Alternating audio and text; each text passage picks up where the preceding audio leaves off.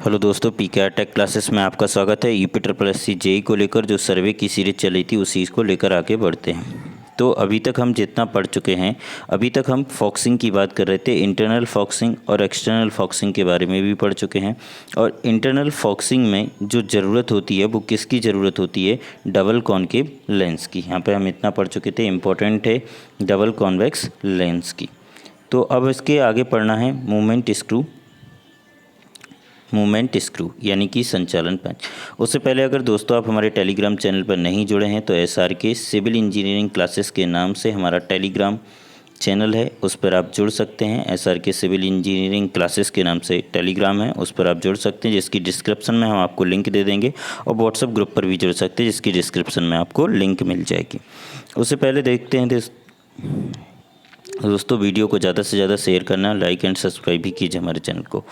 तो अब बात आती है मूवमेंट स्क्रू। तो मूवमेंट स्क्रू क्या होता है? संचालन पेंच। तो संचालन पेंच में दो तरीके के होते हैं, एक क्लैंप स्क्रू होता है, एक स्लो मोशन स्क्रू होता है। क्लैंप स्क्रू किसे कहते हैं?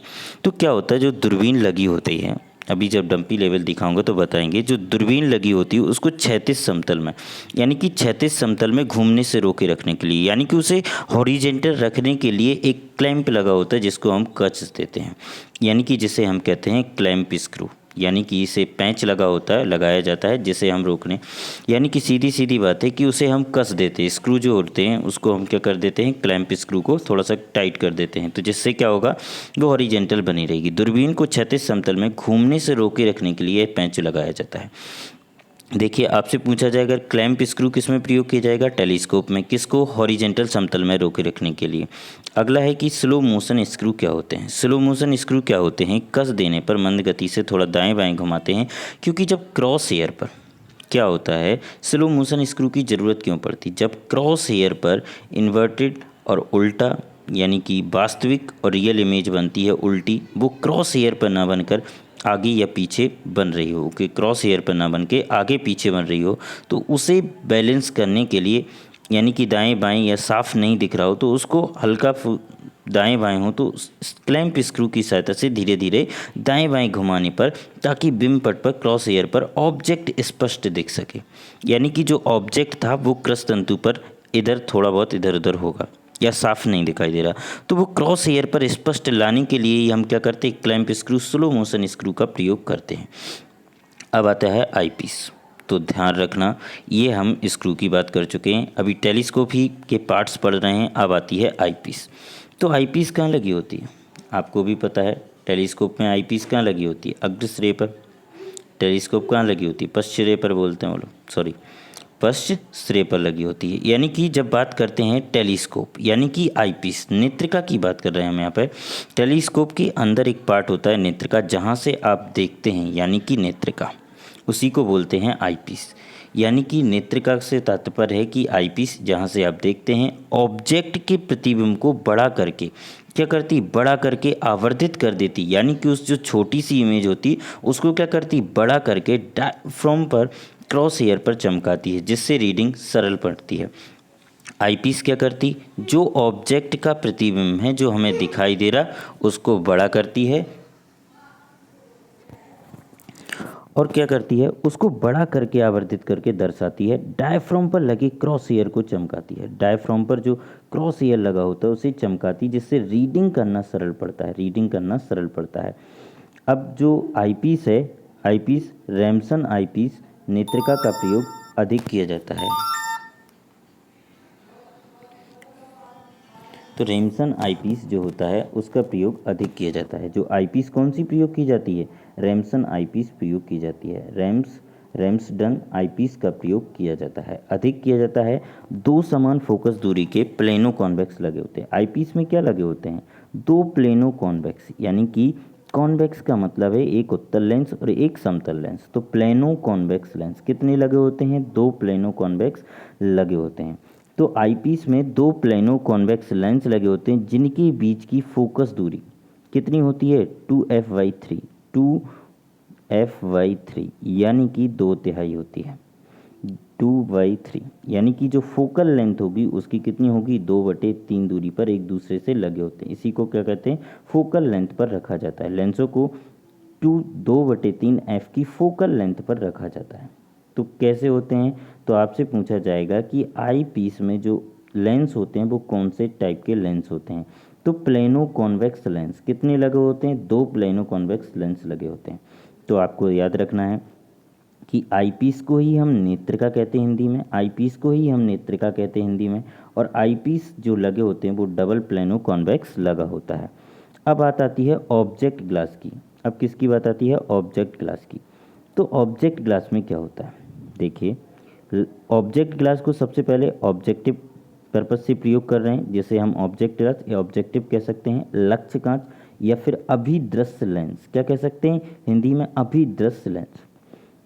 क्या होता है, यह दूरबीन में एकल सामान लेंस पर लगाए जाने से तो अनेक प्रकाशीय दोष उत्पन्न हो जाते हैं। क्या होता है, ऑब्जेक्ट ग्लास में अगर हम कोई एक लेंस प्रयोग करें, चाहे उत्तल हो चाहे एक सिंगल अवतल लेंस, तो हम जब कोई भी प्रयोग करें, यानी कि सीधी सीधी बात है हम उत्तल लेंस का ही प्रयोग करेंगे यहाँ पे, तो यदि दूरबीन में एकल सामान लेंस का ही प्रयोग किया जाए, अगर केवल एक लेंस का ही प्रयोग किया जाए तो अनेक प्रकाशीय दोष उत्पन्न हो जाते हैं। क्या हो जाएंगे, अनेक जो ऑप्टिकल्स दोष होते हैं, ऑप्टिकल एरर्स जो होते हैं वो है ना ड्रॉ होने, यानी कि यहाँ पे आपके दोष उत्पन्न हो जाएंगे, जिस कारण प्रतिबिंब कैसा दिखाई देगा, प्रकाशीय दोष के कारण प्रतिबिंब मुड़ा हुआ, वक्रित, बदरंग या अस्पष्ट दिखाई देगा। तो सीधी सीधी बात है, अगर सिंगल लेंस का प्रयोग करेंगे, ऑब्जेक्ट ग्लास में सिंगल लेंस का प्रयोग करेंगे तो चित्र कैसा दिखाई देगा, प्रतिबिंब मुड़ा हुआ, वक्रित, बदरंग व अस्पष्ट दिखाई देगा। तो इससे बचने के लिए हम क्या करते हैं, तो हम डबल लेंस का प्रयोग करते हैं। क्या करते हैं, एक कंपाउंड लेंस का प्रयोग करते हैं, यानी कि 2 लेंसों को मिला के कंपाउंड लेंस का प्रयोग करते हैं, जिसको हम कहते हैं एक्रोमेटिक लेंस कहते हैं।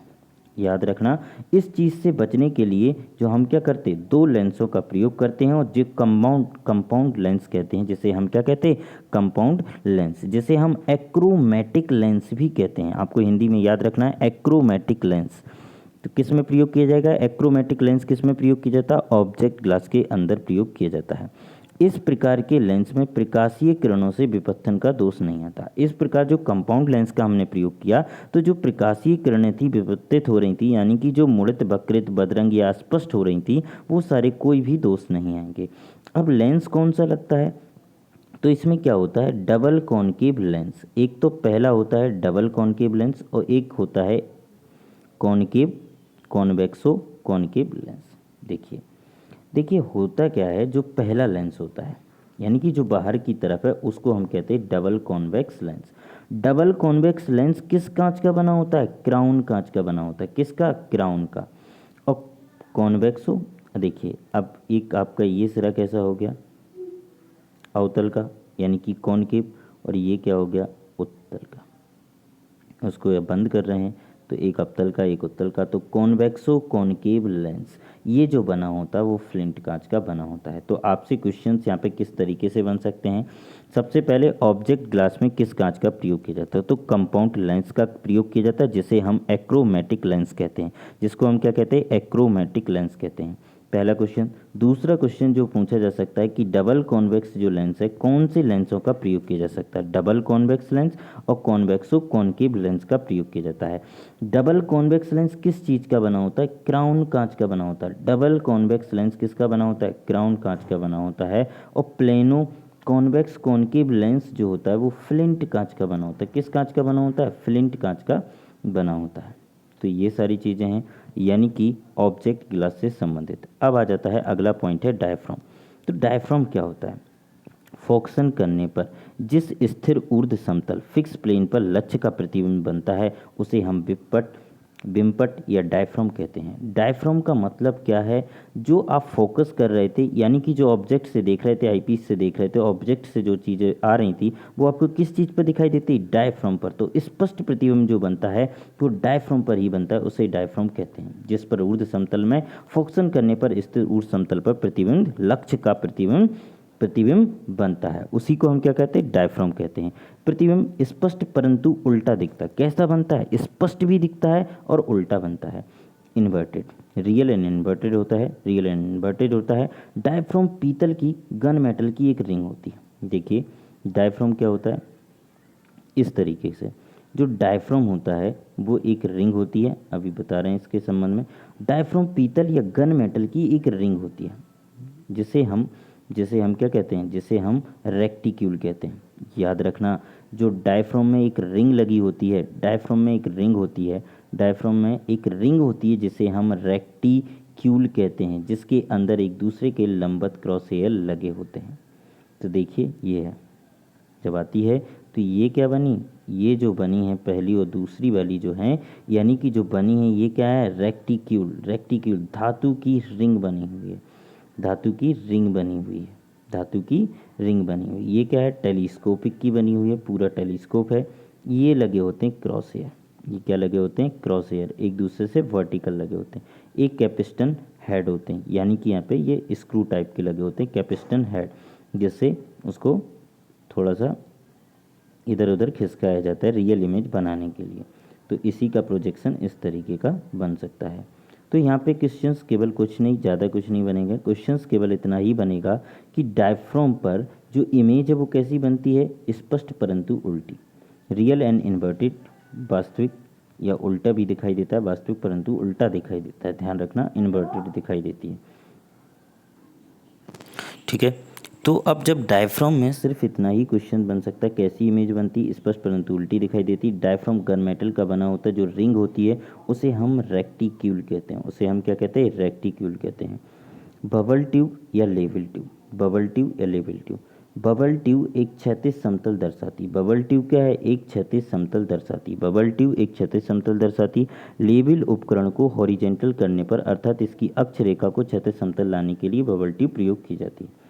अभी क्रॉस हेयर से, हाँ क्रॉस हेयर कंप्लीट हो चुका है, क्रॉस हेयर में कुछ नहीं, वर्टिकल्स लगे होते हैं, इस तरीके की एक संरचना होती। तो आपको केवल याद रखना, जो रिंग होती है उससे रेक्टिक्यूल कहते हैं, रिंग को हम रेक्टिक्यूल कहते हैं, और बिम्पट पर रियल इन्वर्टेड चित्र बनता है।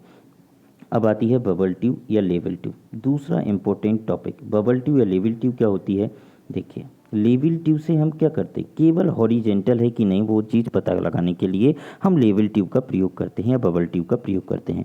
बबल ट्यूब एक क्षैतिज समतल को दर्शाती है, बबल ट्यूब क्या करती है, एक क्षैतिज समतल को दर्शाती, यानी कि हॉरिजेंटल प्लेन तय करती बस। लेवल उपकरण को हॉरिजेंटल करने, अर्थात इसकी अक्ष रेखा को क्षैतिज समतल में लाने के लिए बबल ट्यूब का प्रयोग किया जाता है। किसके लिए, केवल लेवल ट्यूब का प्रयोग हम किस लिए करते हैं, उसे हॉरिजेंटल में लाने में, यानी कि वो हॉरिजेंटल है या नहीं ये चेक करने के लिए हम किसी भी देखते हैं, जो लेवल है हमारा लेवल उपकरण है वो हॉरिजेंटल है कि नहीं, वो चीज़ करने के लिए होती है।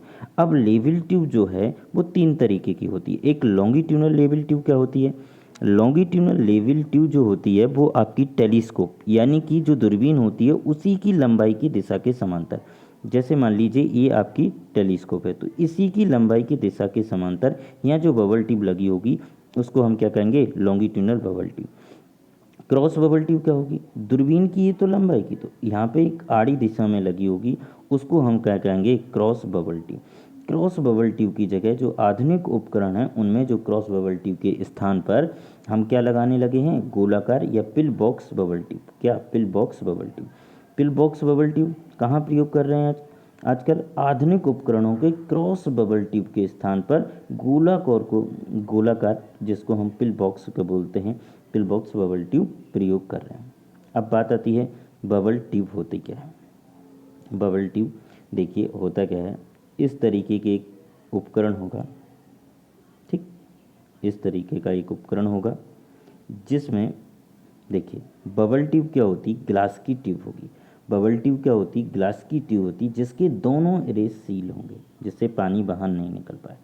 पानी या फिर अल्कोहल भरा होगा, वैसे तो अल्कोहल ही भरा रहता है, लिक्विड भरा रहता है, अल्कोहल्स होता है, या प्यूरिफाइड सिंथेटिक अल्कोहल या फिर क्लोरोफॉर्म वगैरह भरे रहते हैं, तो उससे हमें कोई दिक्कत नहीं है।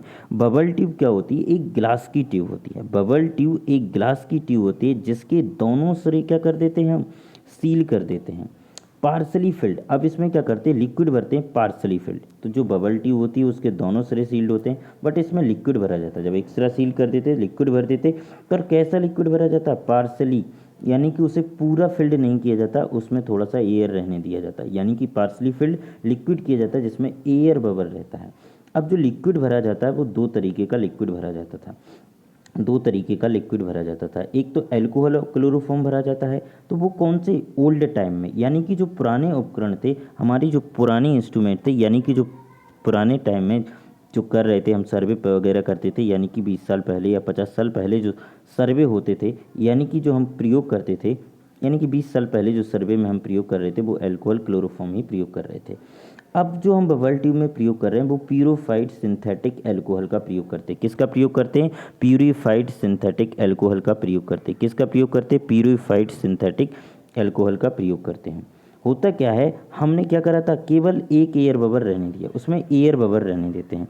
एयर बबल लेवल ट्यूब के सेंटर में ही होता है। एयर बबल क्या होता है, अगर एयर जो बबल रह गया, यानी कि आपकी ये चीज़ बनी हुई थी, दोनों तरह से थे, और ये आपका कोई पानी से फिल्ड भरा हुआ है, ये फिल्ड भरी हुई है, पार्सली फिल्ड है, तो एयर बबल रह जाएगा।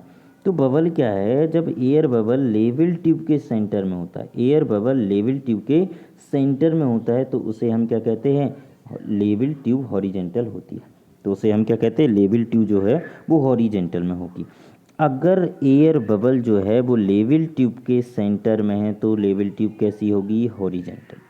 तो नलका के खोल के भीतर से पूर्ण वक्र होना चाहिए। नलका कैसी होनी चाहिए, यानी कि जो हमारी बबल ट्यूब है, ट्यूब जो है वो कैसी होनी चाहिए, अंदर से भीतर से पूर्णतः वक्राकार में होना चाहिए, ताकि नलका क्षैतिज होने पर एयर बबल वक्र के हाईएस्ट पॉइंट अर्थात नलका के मध्य निशान पर पहुंच जाए। एयर बबल जो होगा जब इस तरीके की वक्राकार सतह में जो होगी, जो एयर बबल होगा वो किस पर होगा, हाईएस्ट पॉइंट पर होगा। याद रखना, एयर बबल कहाँ पर होगा, हाईएस्ट पॉइंट। उस हाईएस्ट पॉइंट को ही हम नलका का क्या मानेंगे, सेंटर होता होगा। तो सेंटर क्यों मान रहे हैं, तो सेंटर से इस तरफ भी निशान बने होंगे 2-2 mm के अंतराल पर, इस तरफ भी 2-2 mm के अंतराल पर निशान बने होंगे। तो याद रखना, बबल टिप की बात करेंगे। अभी बात कर रहे हैं हम टेम्परेचर। तो टेम्परेचर से लिक्विड में किसी भी प्रकार का परिवर्तन नहीं होना चाहिए। जो बबल ट्यूब में हमने प्यूरिफाइड सिंथेटिक एल्कोहल भर रहे थे, एल्कोहल या क्लोरोफॉर्म भर रहे थे, तो प्यूरिफाइड जो सिंथेटिक एल्कोहल जो भरते हैं उसमें टेम्परेचर का किसी भी प्रकार का परिवर्तन नहीं होना चाहिए, अर्थात लिक्विड को जमना या फैलना नहीं चाहिए, ना ही इसकी विस्कोसिटी में कोई परिवर्तन होना चाहिए। यानी कि टेम्परेचर बढ़ाएं या घटाएं तो इसकी विस्कोसिटी या फिर इसे लिक्विड को फैलना या फिर जमना नहीं चाहिए।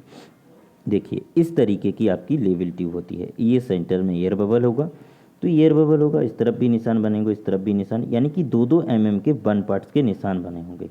अब बात आती है इस तरीके की लेवल ट्यूब होती है। जब वो सेंटर में होता है एयर बबल, यानी कि जब वो बबल, एयर बबल जो है वो सेंटर में होगा, तो आपके कैसा होगा, हॉरिजेंटल। अब एक्सिस ऑफ लेवल ट्यूब क्या कहलाती, एक्सिस ऑफ लेवल ट्यूब क्या कहलाती, तो ध्यान से सुनना कि जो बबल ट्यूब होती है उसकी inner surface curve, inner surface curve का mid point, inner curve surface के मिड पॉइंट पर लॉन्गिट्यूनल टेंजेंसी डाल देते हैं, उसी को हम क्या कहते हैं, एक्सिस ऑफ लेवल ट्यूब कहते हैं। तो याद रखना, एक्सिस ऑफ लेवल ट्यूब क्या कहती है, इनर कर्व सरफेस के मिड पॉइंट पर टेंजेंसी डाल दीजिए, इनर कर्व सरफेस के मिड पॉइंट पर लॉन्गिट्यूनल टेंजेंसी लाइन खींच दीजिए, इसी को हम क्या कहते हैं, axis of level tube, axis of level tube कहलाती है। अब बात आती है लेवलिंग हेड की। अभी हम किसकी बात करेंगे, अब बात करेंगे हम लेवलिंग हेड। तो लेवलिंग हेड से तात्पर्य हमारा है समतलन हेड, यानी कि अभी कुछ इंपॉर्टेंट चीज़ें हैं इसमें, थोड़ा सा इंपॉर्टेंट है। लेवल दूरबीन की तली पर समतल हेड पर लगाया जाता है। जो लेवल दूरबीन होती है, यानी कि जो हमारी टेलीस्कोप होती है, वो किस पर लगी होती है, समतलन हेड पर लगाई जाती है। लेवलिंग हेड को ट्राइपॉड से कसने के लिए, बबल टिप को एयर के मध्य में लाने के लिए काम आता है। लेवलिंग हेड ट्राइपॉड से कसने, लेवलिंग हेड से हमने ट्राइपॉड से लेवल यंत्र कस दिया और बबल ट्यूब के एयर बबल को ठीक। लेवलिंग हेड क्या होता है, त्रिपात से कसने यानी कि ट्राइपॉड से कसने और बबल ट्यूब को सेंटर में लाने के लिए काम करता है। लेवलिंग हेड में दो तिकोनी इस तरीके के ट्रायंगल आकार की दो प्लेटें लगी होती हैं, एक दूसरे के समांतर ऊपर लगी होती हैं एक दूसरे के। लेवलिंग हेड में दो तिकोनी आकार की समांतर प्लेटें लगी होती हैं, जिसमें 3 या 4 फुट स्क्रू लगे होते हैं, जिसमें 3 या 4, वैसे तो 3 या फिर 4 भी फुट स्क्रू लगे हो सकते हैं। ऊपरी प्लेट को याद रखना, ऊपरी प्लेट को हम ट्राई वेज कहते हैं। क्या कहते हैं, ट्राई वेज, ट्राई वेज, ट्राई वेज ब्रेच। ठीक, ऊपरी प्लेट को हम ट्राई वेज कहते हैं, जिसे हम त्रिशाखी कहते हैं। ठीक, और निचली प्लेट को हम क्या कहते हैं, ट्राइवेट कहते हैं, निचली प्लेट को ट्राइवेट कहते हैं। तो लेवलिंग हेड क्या मिलता है, जब भी कभी पूछा जाए लेवलिंग हेड क्या है, तो ट्राइवेट, ट्राइवेट और फुट स्क्रू को मिलाने की जो नीचे की संरचना होगी, ट्राइवेट, ट्राइवेट, ट्राइवेट और फुट स्क्रू को मिलाने की जो संरचना होगी उसे लेवलिंग हेड कहेंगे। ये मैं पूरा आपको जब डंपी लेवल पढ़ाऊंगा तो आपको वहाँ पे सारी चीज़ें एक एक पॉइंट डिस्कस करूँगा, किसको क्या कहते हैं एक एक चित्र में दिखाऊंगा। तो दोस्तों थोड़ा सा और रह गया इसमें ट्राइपॉड। तो ट्राइपॉड क्या होता है, 3 टांगों यानी कि 3 लेग्स वाला उपकरण होता है जिस पर हम क्या करते हैं, लेवल उपकरण कसा जाता है। तो इससे रिलेटेड कुछ ज़्यादा खास नहीं है, केवल आपको याद रखना है इसमें आपको लेवलिंग हेड से इंपॉर्टेंट है और आपकी बबल टिप से भी इंपॉर्टेंट क्वेश्चंस बन सकते हैं, क्रॉस डायफ्राम से भी, आपके ऑब्जेक्ट ग्लास, आईपीस, तो इस सारी चीज़ों से उपकरण से बन सकते हैं। अब आता है लेवल यंत्र के प्रकार। जो आपके लेवल होते हैं यानी कि जो आपके लेवल यंत्र हैं तो उसे क्या क्या कहते हैं, देखिए डंपी लेवल। डंपी लेवल में बाई लेवल भी होता है, रिवर्स लेवल होता है, टिल्टिंग लेवल होता है और मॉडर्न लेवल होता है। होता क्या है डंपी लेवल में, देखिए डंपी लेवल क्या होता है, परमानेंट फिक्स सा होता है अपना, ये जो रहता है स्पिंडलों से परमानेंट एक फिक्स संरचना होती है जिसे ना तो इसका जो आईपीस है उसे हटाया जा सकता है, ना ही इसे अलग निकाला जा सकता है। तो बस उसी को हम डंपी लेवल कहते हैं। ये सारे डिस्कस करेंगे बाद में। बाई लेवल भी होता है, रिवर्स लेवल होता है, टिल्टिंग और मॉडर्न लेवल। आपको मैं डंपी लेवल कल अगले लेक्चर में कंप्लीट कराऊंगा। तो दोस्तों जब तक आप हमारे चैनल को, अगर आपने हमारे टेलीग्राम चैनल को सब्सक्राइब नहीं किया है तो आप हमारे SRK सिविल इंजीनियरिंग क्लासेस के नाम से टेलीग्राम चैनल है, उसे आप ज्वाइन कर सकते हैं, जिस पर आपको 10 क्वेश्चंस अभी MCQ मिल रहे हैं। 10 क्वेश्चन प्रतिदिन आपको हिंदी एंड इंग्लिश दोनों लैंग्वेज में आपको 10 क्वेश्चंस वहाँ उपलब्ध करा रहा हूँ, तो आप वहाँ देख सकते हैं। तो और जो भी आपको PDF होगी वहीं पर आपको मिल जाएगी, जिसकी हम डिस्क्रिप्शन में आपको लिंक दे देंगे। आप व्हाट्सएप ग्रुप से भी जुड़ सकते हैं, जिसकी भी हम डिस्क्रिप्शन में आपको लिंक देंगे। दोस्तों वीडियो को ज़्यादा से ज़्यादा share and like and subscribe कीजिए। Thank you.